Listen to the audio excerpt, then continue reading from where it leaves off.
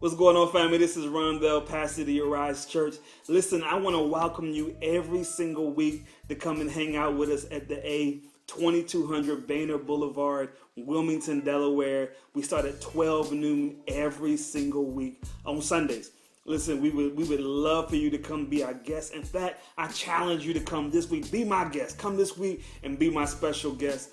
The Arise Church, 12 noon, 2200 Boehner Boulevard. I'm telling you, we're teaching the word. We are a place where it's practical teaching, transformational worship. We love on everybody that comes inside. If you want to see millennials worship and millennials get the word, young people, old people, small people, big people, tall people, whatever.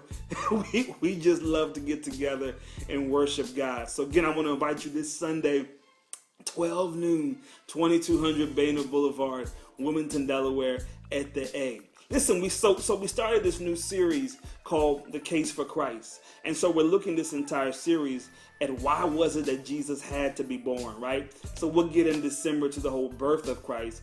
But we wanted to spend October into November talking about why it was that Jesus had to be born in the first case. And so this past Sunday, we looked at Psalm 139, verse 14. It's a familiar psalm. You've heard it before. This is, I am fearfully and wonderfully made. David writes that psalm. And David writes that psalm at a time when he wasn't feeling fearfully and wonderfully made. He wrote that psalm at a time when he was on the run from Saul. He was spending 15 years, fighting enemies and fighting off the king, right? God had already anointed him. Samuel had anointed him, right? He'd already defeated Goliath, but he's on the run trying to just survive, And it's during that time that he writes that psalm, I'm fearfully and wonderfully made. So we titled the sermon, No More Filters. No more filters, right? Because what happens a lot of times is that life will try to filter you. Life will try to edit you, right? Life will try to crop you. Life will take your destiny and your purpose and put a filter of pain over it. Put a filter of no confidence. Put a filter of chaos and drama in all kinds of ways. And when David says in the middle of the place where he should be feeling the lowest, David says, you know what? I'm not what folks say about me. I'm not what Saul is trying to define me as. I am fearfully and wonderfully made. No more filters. No more filters. And so one of the reasons that Christ comes into the earth is that Christ comes into the earth to remind us of the best of what we can be, right? Christ comes in with the substance of God inside and formed and made in the image of God, right? And so we are called to be Christ-like. We are called to go with no more filters.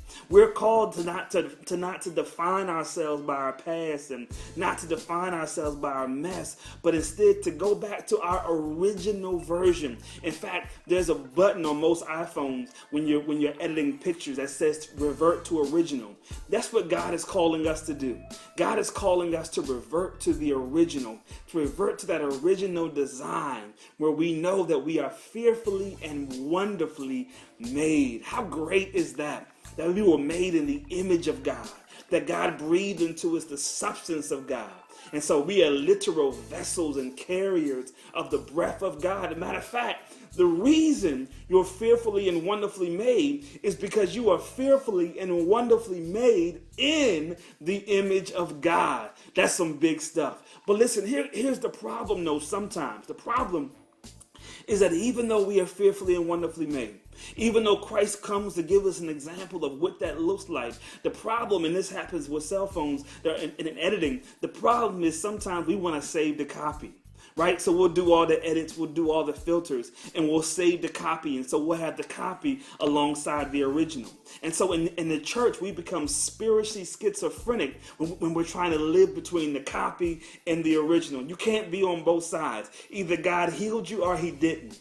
Either you're saved or you're not, right? Either you're okay or you're not. And so God says, if I'm going to do it, let me do it. Let me have the whole thing. Don't believe that you're fearfully and wonderfully made and then still think you're guilty of all the mess and craziness and stuff in your past. God says, if I've healed you, if I've redeemed you, if I've set grace and mercy in your life, if I sent Jesus to come into your life, to cover your sins, to renew you, to make you a new creature in me, then that's what you are. right? We don't have to live into the past of what's happened and be defined by what's behind us. God says that we are who he created us to be. We are fearfully and wonderfully made.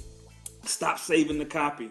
Stop saving the filters. Decide that this is the day when you're going to live into that new image. This is the day when you're going to walk like Christ and speak like Christ, where you're going to be Christian. You're going to be Christ-like because you are, like David said, fearfully and wonderfully made. Listen, you don't want to miss this series. I'm telling you, God is doing it at the A. Meet us again this coming Sunday, 12 noon, 2200 Boehner Boulevard, 12 noon at the Arise Church.